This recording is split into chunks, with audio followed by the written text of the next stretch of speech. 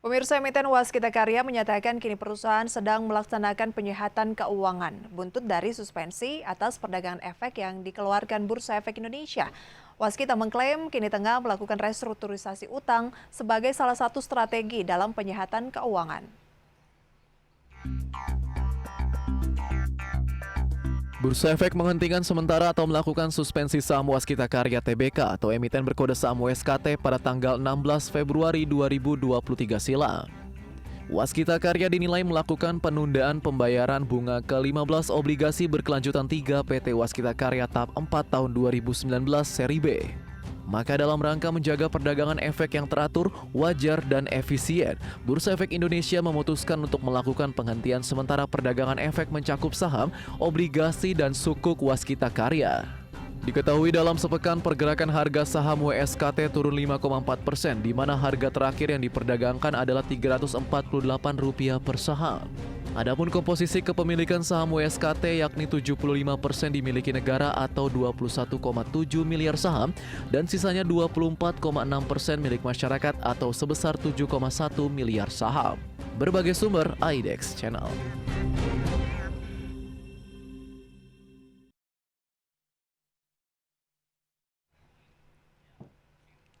Ya pemirsa, seperti kita ketahui bahwa Bursa Efek Indonesia melakukan suspensi terhadap saham dari Waskita Karya, mulai dari saham, kemudian sukuk, dan juga obligasi. Karena ini terkait dengan penundaan pembayaran bunga obligasi berkelanjutan 3 tahap 4 yang jatuh tempo seharusnya pada 16 Februari 2023. Dan hal ini yang membuat Bursa Efek Indonesia juga melakukan suspensi terhadap Waskita Karya, emiten BUMN, konstruksi di bidang konstruksi ini pemirsa sejak 16 Februari lalu.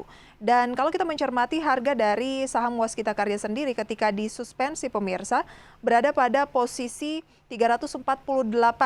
Dan kalau dicermati saham Waskita Karya ini telah melemah cukup dalam mulai dari 1 tahun terakhir. Ini melemah 43,41%, kemudian dalam 6 bulan terakhir juga terkoreksi 34,95%, 3 bulan terakhir juga turun 25,96% pemirsa. Bahkan sampai dengan 1 minggu terakhir sebelum disuspend begitu ya, turun 1,69% karena berbagai hal. Dan diketahui PT Waskita Karya Tbk mempunyai utang jumbo yang mencapai 82,4 triliun rupiah. Selain memiliki keterbatasan modal usaha, emiten ini juga pemirsa menanggung kewajiban termasuk utang jumbo sepanjang 9 bulan selama tahun 2022 yang lalu. Sejak tahun 2021 juga, Waskita Karya telah mengalami kesulitan pengembalian hutang ke bank-bank BUMN.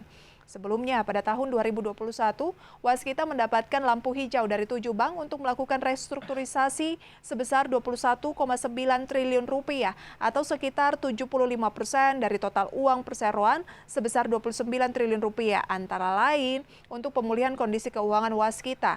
Nah, pada tanggal 25 Agustus 2021 telah tercapai kesepakatan antara Waskita dan juga ketujuh bank tersebut melalui MRA, yakni dengan Bank BNI, kemudian Mandiri, BRI, kemudian pemirsa ada bank-bank lain seperti Bank Syariah Indonesia, BPD Jawa Barat, serta Bank DKI.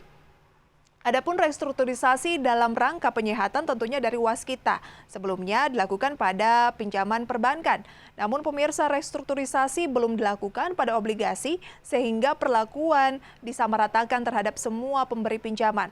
Nah, sejak lama, utang BUMN Karya dinilai banyak pihak tidak lepas dari masifnya pembangunan infrastruktur di Indonesia. Mulai dari berbagai pembangunan pemirsa yang bersifat jangka panjang sehingga dinilai tidak serta-merta langsung berdampak positif atau profitable pada kinerja perusahaan. Di sisi lain, perseroan ataupun persoalan BUMN pemirsa juga dinilai tidak bisa hanya diselesaikan oleh perusahaan yang bersangkutan, melainkan juga harus ada campur tangan dari pemerintah. Dan tidak jarang, keuangan BUMN tertekan dalam menjalankan penugasan karena biaya konstruksi yang tergolong mahal. Dan dalam hal ini, penugasan pemerintah tidak disertai dengan penyertaan modal negara ataupun PMN, sehingga perusahaan menggunakan keuangan sendiri. Padahal pembangunan konstruksi membutuhkan dana yang sangat besar. Pemirsa, terkena suspensi, manajemen Waskita Karya menekankan penghentian sementara perdagangan efek perusahaan tidak akan berdampak signifikan terhadap kegiatan operasional dan juga kondisi keuangan. Perusahaan tersebut juga mengklaim bahwa beberapa risiko telah teridentifikasi oleh perseroan pada saat memutuskan untuk mengajukan standstill. Dan perseroan juga menyampaikan tetap akan berkomitmen terhadap penguatan, implementasi, tata kelola perusahaan, serta mengedepankan bisnis yang profitable, sustainable, dan juga implementasi manajemen risiko yang hati-hati. Lantas bagaimana kinerja emiten-emiten lainnya dari BUMN Karya? Siapa yang memiliki utang paling jumbo di antaranya? Kita simak pemirsa dalam grafis berikut ini.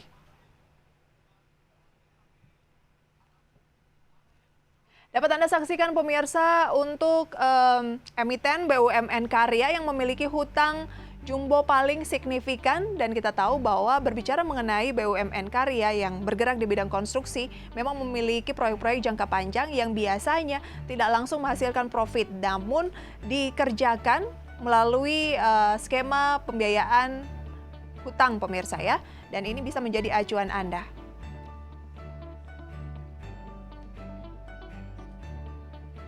Jika dihitung total utang atau liabilitas BUMN Karya yang tercatat di Bursa Efek Indonesia ini mencapai 125,83 triliun rupiah di kuartal ketiga 2022. Nah, di antara jumlah emiten BUMN Karya, Waskita Karya lah yang menyumbang hutang memang terbesar atau terbanyak, yakni mencapai 82,4 triliun rupiah. Nah, di posisi berikutnya pemirsa ada PTP PTBK dengan total liabilitas mencapai 43,42 triliun. Kemudian Wijaya Karya Tbk dengan total utang sebesar 56,75 triliun rupiah dan ada Adikarya dengan total utang sebesar 31,58 triliun rupiah. Utang bernilai jumbo BUMN konstruksi tersebut disebabkan adanya kebutuhan modal kerja lantaran banyak proyek infrastruktur baru yang harus didanai perusahaan. Di sisi lain, Menteri Badan Usaha Milik Negara atau BUMN Erick Thohir menyampaikan bahwa perusahaan BUMN di sektor jasa infrastruktur telah menunjukkan pemulihan sepanjang tahun 2022. Hanya saja PT Waskita Tbk saat ini masih dalam proses restrukturisasi. Nah, perusahaan BUMN di sektor jasa infrastruktur seperti PT Adikarya Persero, PT Pembangunan Perubahan Persero, Tbk pemirsa disebut menunjukkan tren pemulihan sementara Waskita jadi salah satu emiten BUMN yang memang portofolionya ini dinilai masih perlu mendapatkan perhatian. Keterbatasan likuiditas menjadi imbas dari belum rampungnya beberapa proyek jalan tol garapan perseroan. Seperti pemirsa ada tol Kayu Agung Palembang, Betung, kemudian ada Bogor Ciawi Sukabumi, dan juga tol Bekasi Cawang, Kampung Melayu. Sejak menjabat, Presiden Jokowi getol untuk menggagas dan juga menyelesaikan proyek-proyek infrastruktur seperti jalan tol tadi. Namun penugasan pemerintah untuk mewujudkan pembangunan tersebut menyebabkan utang 5 BUMN Karya ini membengkak. Nah, sejak awal Presiden Joko Widodo ini begitu ambisius memulai proyek-proyek infrastruktur strategis sehingga anggaran infrastruktur pun meningkat tajam. Persoalannya, kontraktor proyek-proyek infrastruktur kini menanggung utang besar akibat dari ambisi ini. Dan anggaran infrastruktur di masa pemerintahan Presiden Jokowi bahkan sempat menembus angka 403,3 triliun rupiah pada tahun 2021 lalu. Hasilnya dapat terlihat salah satunya dari pembangunan jalan tol, dan Presiden Jokowi menjadi presiden dengan pembangunan jalan tol terpanjang dibandingkan dengan presiden lainnya. Data dari Badan Pengatur Jalan Tol atau BPJT, terdapat sekitar 1.569 km jalan tol yang telah dibangun selama masa kepemimpinan Jokowi, di mana ini merupakan 63% dari total jalan tol yang ada di Indonesia. Sementara itu pemirsa, Waskita menjadi kontraktor utama untuk proyek-proyek jalan tol di era Jokowi. Utang Waskita membengkak seiring dengan butuhnya sejumlah dana dari bank untuk menyelesaikan proyek karena tidak mendapatkan PMN. Lantas pemirsa, bagaimana seharusnya pemerintah bertindak menyelamatkan BUMN konstruksi termasuk Waskita Karya?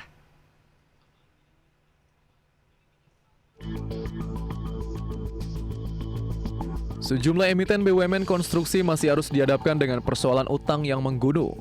Kondisi ini terjadi di tengah masifnya penugasan proyek strategis nasional. Tingginya utang BUMN tak lepas dari gencarnya proyek penugasan pemerintah maupun proyek hasil investasi mandiri. Proyek-proyek infrastruktur tersebut tak jarang memakai pendanaan bersifat utang atau pinjaman. Emiten-emiten BUMN konstruksi pun dituntut di tiap tahun untuk melunasi sebagian utang yang jatuh tempo beserta beban bunga yang tinggi sehingga berdampak pada membengkaknya pengeluaran perusahaan tersebut. Sebagai contoh, pendapatan usaha Waskita Karya memang naik 44,46% secara tahunan menjadi 10,30 triliun rupiah per kuartal 3 tahun 2022. Kendati demikian, laba bersih perusahaan ini tergerus 99,76% secara tahunan menjadi 425,29 juta rupiah. Berbagai sumber IDX Channel.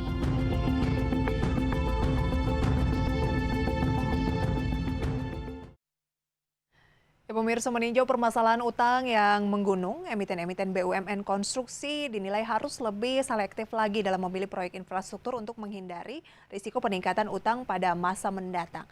Nah, di sisi lain, pemerintah juga diharapkan dapat meningkatkan partisipasi pelaku bisnis lain termasuk swasta untuk menggarap berbagai proyek infrastruktur. Sementara itu, pemirsa, kinerja emiten-emiten BUMN konstruksi dinilai tersendat akibat akumulasi utang yang menggunung, terutama sejak COVID-19 melanda, ditambah lagi pemirsa restrukturisasi utang yang dilakukan oleh BUMN konstruksi rata-rata hanya membuahkan hasil perpanjangan masa jatuh tempo utama lama pemirsa ya. Dan banyak pengamat menilai bahwa pemerintah harus cepat mengatasi utang BUMN karya yang sudah menggunung, sebab jika dibiarkan bisa mengalami mungkin saja kebangkrutan. Dan terlalu banyak penugasan BUMN karya ditambah dengan inefisiensi organisasi, ini menyebabkan kesulitan keuangan yang bisa saja makin serius ya. Dan sejumlah pihak menyoroti bahwa pengelolaan BUMN yang seringkali lebih banyak terfokus pada politik pemerintah ini dibandingkan dengan keberlanjutan perusahaan jangka panjang juga menjadi salah satu hambatan terbesar. Adapun keberlangsungan bisnis BUMN karya tetap terjaga selama mereka terus bisa meraih kenaikan pendapatan dan juga memperoleh banyak proyek baru sehingga arusnya dari arus kas bisa lancar dan solusi yang dinilai tepat untuk menyelamatkan BUMN. Saat ini pun pemerintah telah menyiapkan langkah strategis untuk menyelamatkan keuangan PT Waskita Karya Persero Tbk. Strategi yang disiapkan antara lain adalah tentunya masih restrukturisasi keuangan dan juga usulan pemberian penyertaan modal negara atau PMN. Pemirsa, Wakil Menteri BUMN 2 Kartika Wirjoatmojo ini menyampaikan bahwa keuangan Waskita Karya saat ini menjadi perhatian atau fokus perbaikan Kementerian BUMN selaku pemegang saham mayoritas. Pihaknya memastikan bahwa perusahaan sudah masuk dalam program restrukturisasi lanjutan yang dijalankan saat ini. Dan salah satunya melalui Master Restructuring Agreement atau MRA. Melalui MRA ini, Waskita mengajukan permohonan penghentian sementara pembayaran bunga kepada kreditur dan juga pemegang obligasi selama maksimal 6 bulan ke depan yang disampaikan saat rapat umum pemegang obligasi. Adapun dalam perbaikan keuangan, pemegang saham juga mengusulkan kepada Komisi 6 DPR RI agar mendorong pemerintah memberikan PMN tahun anggaran 2023 kepada BUMN karya tersebut. Dan semoga segala langkah yang dilakukan oleh pemerintah, baik itu dalam hal Kementerian BUMN maupun Waskita Karya sendiri ini bisa membuat arus kasnya menjadi jauh lebih baik dan bisa membuat kinerjanya juga makin positif sehingga suspensi yang ada di Bursa Efek Indonesia terkait sahamnya, sukuknya, kemudian juga obligasinya bisa segera dicabut dan kembali bisa diperdagangkan dan kepercayaan masyarakat maupun juga investor untuk berinvestasi di pasar modal terutama untuk BUMN karya ini bisa kembali pulih dan diharapkan momentum ini bisa menjadi evaluasi untuk BUMN khususnya BUMN karya untuk mencatatkan kinerja yang lebih gemilang di tahun 2023 dan tahun-tahun berikutnya pemirsa ya. Dan semoga ini juga bisa menjadi referensi untuk Anda dan kami akan segera kembali dengan informasi lainnya sesaat lagi.